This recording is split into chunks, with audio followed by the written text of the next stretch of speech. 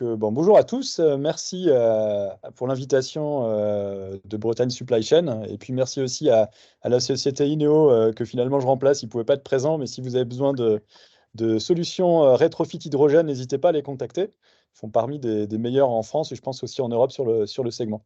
Alors nous, notre société, on s'est concentré sur le rétrofit de flottes de véhicules professionnels à batterie. Donc, c'est une activité B2B. Nos drivers, c'est de réussir à trouver un couple complet euro, tonne équivalent CO2 par kilomètre, ce qu'on va appeler de la mobilité résiliente. Et on a une spécificité, c'est qu'on va intégrer à la fois les enjeux de flotte, mais aussi de recharge dans une offre complète, alors qui peut être déconnectée, d'ailleurs qu'il est aujourd'hui, mais qu'on va pouvoir connecter quand ça sera pertinent. Sur le slide suivant, s'il vous plaît.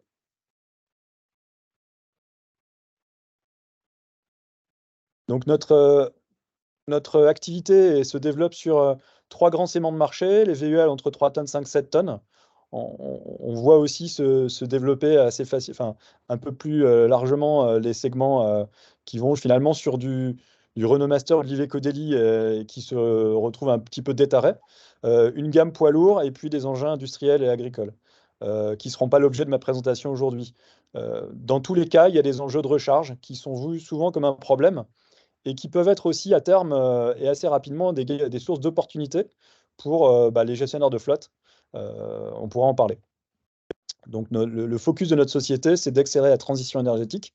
On a un ancrage territorial assez fort. On est complètement impliqué dans l'économie circulaire et dans la décarbonation du mix que j'appelle mobilité-énergie.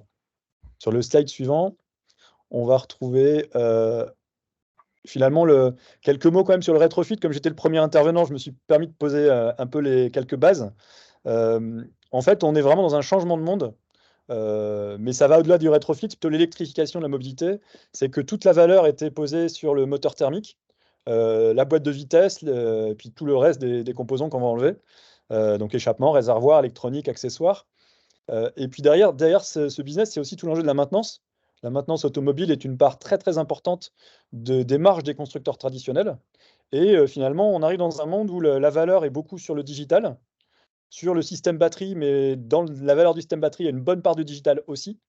Le moteur est devenu un sous-système, j'ai quelques exemples, et les accessoires, mais il y a toujours un set d'accessoires qui sont plutôt électriques et qui sont du coup assez différents des versions thermiques. Donc ce changement de monde, il a des impacts assez considérables. Le rétrofit est une des conséquences.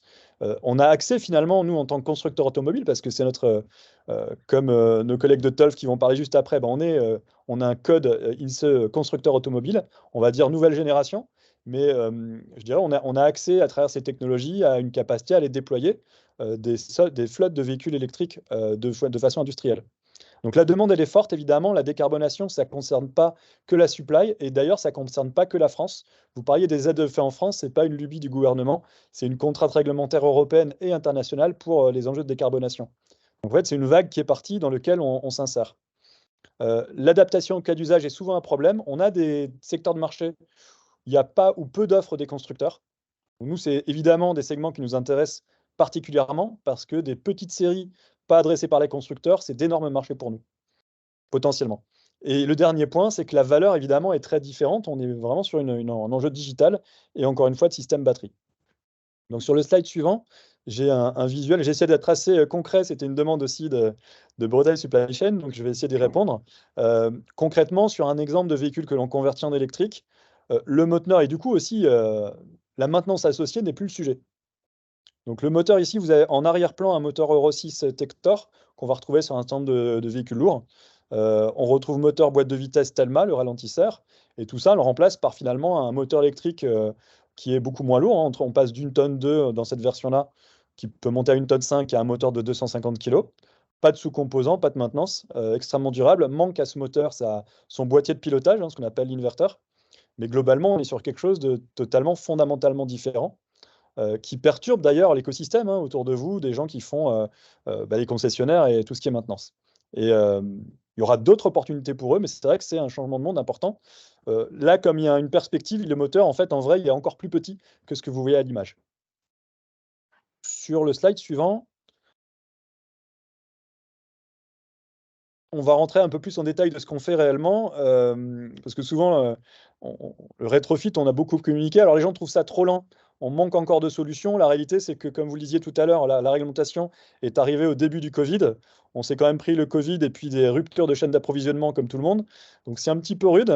Pour autant, ça commence à sortir et on va essayer de vous parler de façon très concrète des produits qui commencent à émerger. Donc nous, notre premier métier, c'est des systèmes de conversion électrique. Donc on se charge de tout, le prototypage, l'homologation, et on prépare en ce moment les phases de production grande série pour à la fois la production du kit, mais aussi l'installation de ce kit. Vous avez ici un exemple de kit pick-up qu'on a installé sur une base Toyota Hilux que je présenterai un peu plus en détail après. Et puis un deuxième spécificité de notre entreprise, c'est qu'on produit nos propres packs batteries dans deux technologies. Batterie NMC, ça s'appelle nickel, manganèse, cobalt. C'est des batteries globalement que vous allez trouver sur les véhicules plutôt en Europe aujourd'hui, notamment véhicules particuliers. C'est assez dense en énergie, c'est intéressant, ça vieillit un peu moins bien. Mais il y a plein d'intérêts en termes de compacité. Et on a une deuxième gamme batterie qui est plutôt une gamme lithium fer phosphate. Ça a beaucoup d'intérêt aussi. On l'a plutôt mis aujourd'hui sur la base poids lourd. Pour autant, on a un développement notamment en Chine, y compris chez Tesla, dans cette chimie-là. Donc en fait, s'il n'y a pas en fonction des cas d'usage et des besoins des clients, on est capable d'avoir une de ces deux gammes batteries qui sont aujourd'hui aux normes automobiles européennes, hein, la réglementation R100, et que l'on a finalisé aujourd'hui. Vous avez à droite une de nos filiales dans les Hauts-de-France, dans le cadre d'une filiale avec un partenaire, un carrossier industriel dont je dirai quelques mots après, et sur lequel on va déployer une partie de notre activité, notamment la partie VUL. Sur le slide suivant,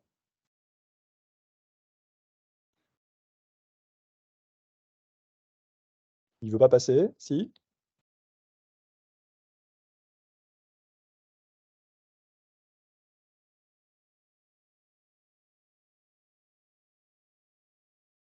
Vous m'entendez? Moi, j'ai pas de slide qui passe, mais Vous m'entendez? oui, je j'ai pas le slide Ouais. suivant. Ah bah, Ah, moi ça y je est, les passe. parfait. OK. Avant d'aborder la gamme VUL 3 tonnes, 5, 7 tonnes, j'ai une question sur le coût écologique de production des batteries. Alors, c'est un sujet qui est au cœur de ce qu'on fait, notamment parce qu'il y a des réglementations européennes qui arrivent et auxquelles on doit se préparer. En fait, on est sur des batteries qui peuvent potentiellement durer assez longtemps. On est sur des temps, pour ce qui concerne nos produits, notamment poids lourds, sur 10-12 ans. Il y a un coût écologique, mais clairement, il est très largement maltraité dans les médias avec beaucoup de fake news sur les batteries. Ça, on peut complètement l'argumenter, le détailler. Une batterie aujourd'hui, c'est recyclable. Quoi qu'on en parle, quoi qu'on entende, on sait refaire de batteries à partir de batteries, comme on sait d'ailleurs refaire des panneaux solaires à partir de panneaux solaires. Il n'y a pas de terre rare, il n'y a pas de métaux lourds. Il n'y a pas de problème de ressources aussi, on entend des enjeux de ressources. Il y a des tensions sur certains matériaux, notamment le cobalt, mais en fait, ce n'est pas des tensions financières parce que typiquement le prix du lithium et du cobalt aujourd'hui sont en train de très largement s'effondrer. Et je vais juste conclure ce sujet sur les batteries pour dire que globalement, l'industrie de la batterie n'a pas vraiment démarré encore. Elle a pas mal démarré en Asie, mais c'est que le début. Elle démarre, elle est initiée en France, on voit des choses arriver. Ça va vraiment démarrer 2024-2025. Et on est encore dans une nouvelle industrie qui a un peu de. La réalité de ce développement industriel n'est pas forcément en phase avec ce que vous voyez dans les médias. On a l'impression que finalement, 100% des véhicules qui se vendent aujourd'hui sont thermiques, sont électriques. C'est pas vrai. C'est une part croissante, mais pour le gros du business aujourd'hui reste thermique. Donc ça, c'est la réalité. Et du coup, bah voilà, ça rentre aussi en ligne de mire de quelles seront les batteries demain. C'est des formes de commodities en fait. Dans la gamme VUL 3 tonnes, 5, 7 tonnes, aujourd'hui, on a d'abord travaillé la gamme pick-up parce qu'on a une commande, tout simplement. Et ça reste un kit. Finalement, on travaille par famille de kits. Un kit 3 tonnes 5, on va le retrouver décliné dans différents véhicules, même quand ils ont des configurations un petit peu différentes. Et on travaille aussi la base Renault Master Iveco Daily avec une homologation qu'on pense finaliser courant l'année prochaine. Dans un cadre un peu particulier, parce qu'on a fait le choix de travailler sur des châssis, seulement parce qu'on est dans une JV à 50-50 avec le groupe GTE, qui est un carrossier industriel euh, plutôt connu. C'est le troisième français. Faut un peu moins parler que du Risotti Gruau, mais ils sont très actifs. On va retrouver des filiales comme la SPAC ou le groupe Delcroix. Et donc, nous, ce qui nous intéresse, c'est d'avoir non seulement du rétrofit, mais aussi une intégration cohérente vis-à-vis du carrossage qu'il va avoir. Donc c'est pour ça qu'on a pris un petit peu plus de temps sur ces véhicules, pour être cohérent au niveau notamment de l'intégration des utilités derrière. On part sur des autonomies à 120 km par jour, c'est de l'entrée de gamme. Et comme les constructeurs, on est capable de rajouter un certain nombre de sets de batterie en fonction des autonomies visées. Notre petit warning à ce stade, c'est que notre métier aussi, c'est de faire mieux avec moins, de se poser vraiment les questions de besoin d'autonomie parce qu'on cible d'abord les flottes qui roulent assez peu et qu'on va pouvoir électrifier. Les bases prix qu'on retrouve de façon conventionnelle, on est à peu près à la moitié du prix du neuf. Fonction des cas d'usage, on peut varier autour de cet équilibre. Donc la prise en charge de l'approvisionnement du porteur, c'est aussi un sujet. Donc on est très heureux de l'évolution de la réglementation, on avait commencé à s'y préparer. Et nous, on veut mettre aussi dans ce périmètre sur le VUL une capacité de carrossage complémentaire, soit de rénovation, soit d'évolution de la base du véhicule. Sur le slide suivant,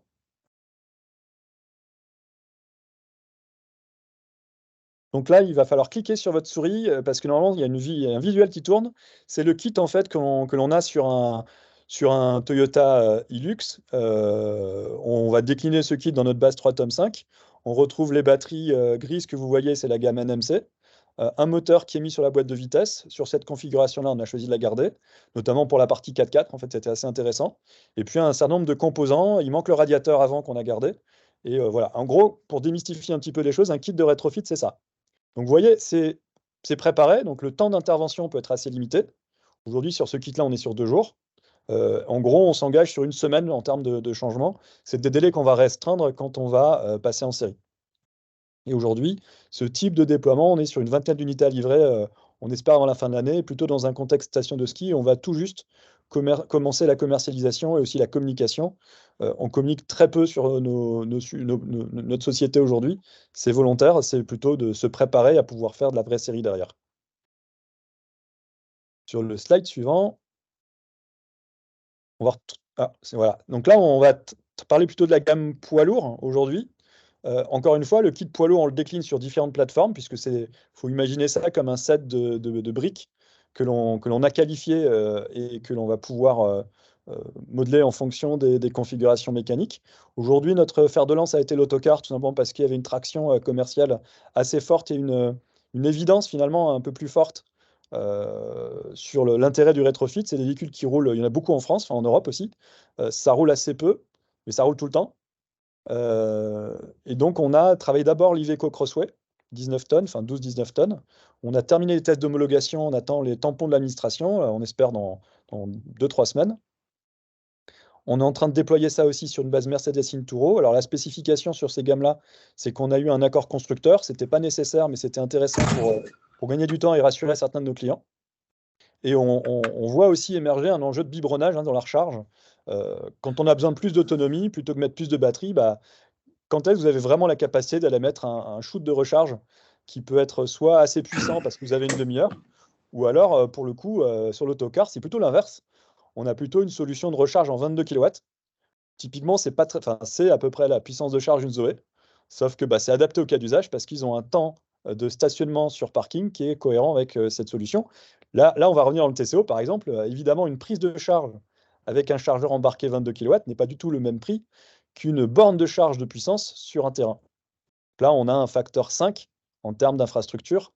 Donc c'est clair, quand on met ça sur 10 véhicules, ça commence à faire des gains financiers relativement importants, tout simplement parce qu'on s'est posé la bonne question en termes de cas d'usage. On déploie aussi maintenant sur du camion, typiquement Renault Trucks, dans le cadre d'un projet Ben Ordure Ménagère, et en projet interne pour l'instant sur les Iveco Eurocargo, et on serait très heureux si des acteurs de la supply chain voulaient engager des discussions sur cette base-là, qui nous intéresse beaucoup et qui peut aussi rentrer clairement pour nous dans les enjeux de ZFE sur ce type de plateforme. Sur le slide suivant, on va voir pareil, un visuel du kit, plutôt poids lourd. Là, on retrouve, avant de cliquer pour le faire tourner, on voit un quart, trop tard, en vue arrière gauche. Donc vous avez une part des batteries dans une des soutes qui a été condamnée, et ça, c'est en accord avec le cas d'usage. Et puis vous avez sur le reste, l'intégration notamment dans la partie arrière, un moteur électrique directement connecté au pont. Ça libère tout l'espace et dans l'espace moteur, sans disquer des structures, vraiment sans aucune intervention sur la structure, on vient poser nos solutions. Donc là, elles ne sont pas toutes là pour des enjeux de visibilité, il manque pas mal de câbles et de tuyaux, mais globalement, on retrouve les principaux composants qui sont des cartes électroniques, des calculateurs, des auxiliaires, des chaudières. Et puis ici, vous avez devant vous, on a gardé le radiateur du véhicule qu'on propulse avec des ventilateurs électriques et pour assurer les fonctions de refroidissement, notamment de l'électronique et du moteur. Donc aujourd'hui, on a lancé la production série où on livre dès cet été les premières unités. On lance maintenant la démarche commerciale. Et c'est ce kit-là qu'on adapte et qu'on veut adapter en série sur des véhicules électriques lourds type transport de marchandises aussi. Dans le cas de l'appel à projet, d'ailleurs, on a 36 mois de délai pour livrer les véhicules. Donc en fait, même sur un véhicule aujourd'hui qui n'est pas encore complètement homologué, vous pouvez intégrer du rétrofit si vous souhaitez répondre à cet appel d'offres. On a développé aussi, et ça je pense que c'est important, on parlait de TCO tout à l'heure, en fait il y a un enjeu d'ingénierie financière, parce qu'effectivement pour un coût même divisé par deux par rapport à du neuf, si vous amortissez sur des durées 2 fois moins longues, c'est pas forcément intéressant si vous considérez des loyers mensuels ou annuels. Donc il y a un enjeu de leasing, il y a un enjeu d'ingénierie financière pour bien intégrer cette opportunité carbone qu'offre le rétrofit, mais qui doit être aussi une opportunité financière. Sans ça, on ne va pas se mentir, dans les appels d'offres, le carbone n'est pas du tout, enfin pas vraiment valorisé aujourd'hui. Sur le slide suivant, voilà, je vais conclure juste avec la partie recharge, qui fait partie de notre activité, mais qui est quand même très importante dans cette équation globale. Donc là, on sort un peu du rétrofit. Le rétrofit aura des atouts par rapport à ça en termes de peut-être de sobriété ou de capacité à vraiment adapter le kit aux besoins du client.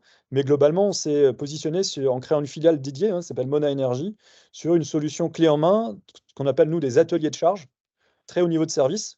Donc aujourd'hui, plutôt dédiés bus et cars, mais qui sont totalement adaptés à du poids lourd et de la supply chain. Alors très haut niveau de service, c'est que dans le transport en commun de personnes, bah, évidemment, il faut démarrer le matin. Mais je pense que dans la supply chain, sauf erreur, c'est à peu près la même chose. Vous ne pouvez pas appeler votre client pour dire que vous êtes en retard parce que vous avez verdi votre flotte.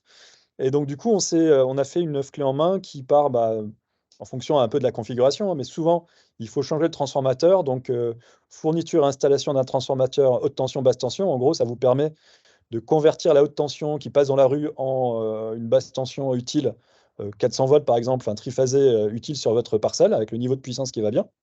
Derrière un TGBT, c'est l'armoire, bah, c'est comment je vais dispatcher finalement, répartir cette puissance sur un bâtiment ou sur des bornes de recharge.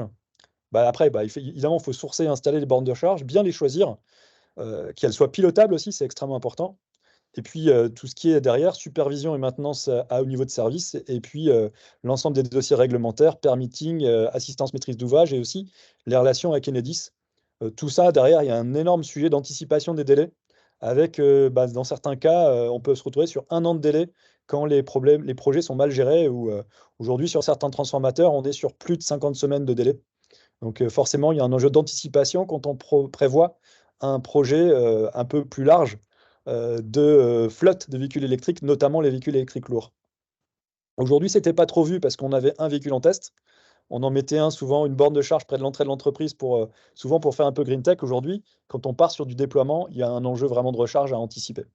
Et sur le slide suivant, un exemple de réalisation en cours qu'on va livrer en juillet sur un atelier de charge à Saint-Étienne, qui répond finalement à ce cahier des charges de professionnels de flotte de véhicules lourds.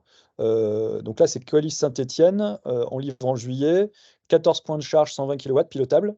On est sur SAV full maintenance, full sans E, et un GTR, garantie de temps de rétablissement en 24 heures, c'est-à-dire qu'on a un engagement de rétablir le courant sur la borne en moins de 24 heures, y compris en intégrant une intervention sur site éventuelle pour un changement de composant de la borne. C'est ça les niveaux de service vers lesquels on doit se positionner maintenant. Et puis évidemment, il y a un logiciel de supervision client pour assurer la maintenance, vérifier qu'on aura bien des bornes qui vont être conformes à ce qu'on en attend, mais aussi pouvoir maintenant rentrer dans une gestion des scénarios de recharge des véhicules les uns avec les autres. Le rétrofit, pour revenir quand même au sujet, va amplifier les potentiels de ces sujets. Comme on maîtrise la batterie, que ce sont nos batteries, on va pouvoir rentrer dans ce qu'on appelle le véhicule to grid. Dit différemment, quand vous avez ce type d'atelier avec 10 véhicules qui ont 200 ou 300 kWh de batterie, vous avez entre les mains des mégawattheures d'électricité stockée. Euh, votre première problématique, c'est je veux assez de courant pour me recharger. Vous allez avoir un sujet qui va être que faire de cette électricité quand j'ai pas besoin de mes véhicules? Comment alimenter les réseaux? Comment vendre cette énergie? Et ça, c'est un autre sujet qui nous intéresse beaucoup, sur lequel il y a des enjeux qui sont en train d'arriver dans les années à venir. Voilà, j'en avais terminé. Ah, parce qu'il vous reste 2 minutes. Voilà, bah voilà, je vous ai dit que j'allais Il y a respecter le prix. Enfin, le super. prix. Alors, j'ai vu une Le question sur le prix, un demi le prix du neuf avec alors effectivement, on est sur la moitié du prix du neuf, sur le kit de transformation installé. Ça va le porteur en fait, ça va être très variable, fonction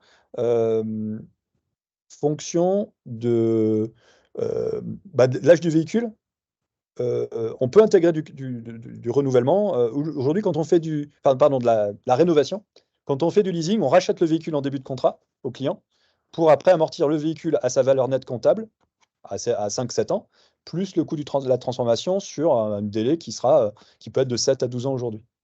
Alors aujourd'hui, 7 ans, on sait le faire. 12 ans, on est en train de le travailler avec Neote Green Mobility. Alors pourquoi on ne s'oriente pas vers l'hydrogène? C'est qu'on considère aujourd'hui sur nos segments, on ne se met pas forcément sur la longue distance, plutôt sur la batterie adaptée au cas d'usage, plus du biberonnage. Ce n'est pas notre choix. L'hydrogène aujourd'hui, ce qui nous gêne, c'est le coût de l'hydrogène vert. On ne voit pas de baisse de coût pour l'instant, mais voilà, donc c'est un choix que nous, on a fait. Et quel est le coût des infrastructures électriques de recharge? Et ça, c'est fonction du projet. C'est très compliqué de vous répondre comme ça. Je peux juste vous dire, une prise de charge, c'est entre 500 et 1000 euros. Une borne, 22 kW, triphasée. Une borne de charge, c'est on va dire entre 50 et 120 kW, c'est vite 25 000 euros. Oui. Ça mérite de se poser la question, fonction, encore une fois, des besoins que vous avez. Les deux ne sont pas du tout incompatibles sur un site. Les coûts réseau Enedis ne sont pas très importants. C'est juste un problème de délai d'anticipation, mais il y a une bonne part qui est prise en charge par Enedis. Par contre, là, maintenant, vous allez devoir normalement, votre intérêt sera d'investir dans des transformateurs privés. Donc voilà, ça doit rentrer aussi dans cette logique TCO dont on parlait. Et le TCO du véhicule électrique, ça doit intégrer aussi cet enjeu recharge. J'avais une question aussi en haut que j'ai ratée. Comment faites-vous l'homologation de vos propositions? Alors non, on est sur une homologation par type. Ça veut dire qu'on investit beaucoup, et je pense que peut-être mon collègue de Toll va en parler derrière. On investit beaucoup sur l'homologation. Ça prend du temps, c'est très cher, surtout en coût de développement.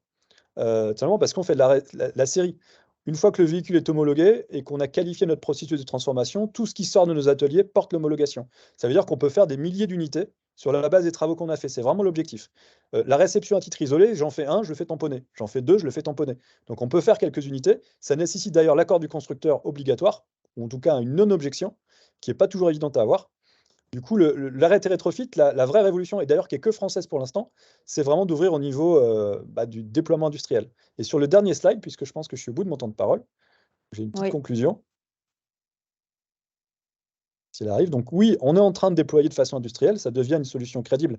Et du coup, c'est vrai que le support au niveau national, c'est des bons signaux. Il y a un plan national, il y a des appels à projets, il y en aura d'autres.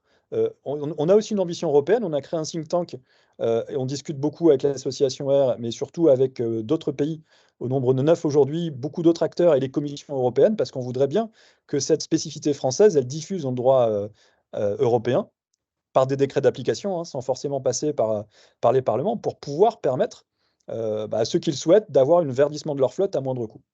Donc, je disais aussi l'optimisation du TCO, c'est un enjeu couplé mobilité-énergie. Mais ça, je pense que vous l'avez vu un peu dans la présentation, et ça va être un sujet de plus en plus prégnant de pouvoir coupler les deux. Donc en fait, une recharge bien calibrée et du rétrofit vous permet d'obtenir un TCO le plus calibré possible, tout en essayant de bien comprendre vos besoins. Nous, on est plutôt dans une approche de qui peut le plus, peut le moins. Ce n'est pas notre sujet. On essaye de vraiment calibrer. C'est notre force en tant que société, on va dire, plus agile que les constructeurs, de pouvoir apporter une offre qui n'est pas en opposition à ce qu'ils font, mais très complémentaire à leur solution.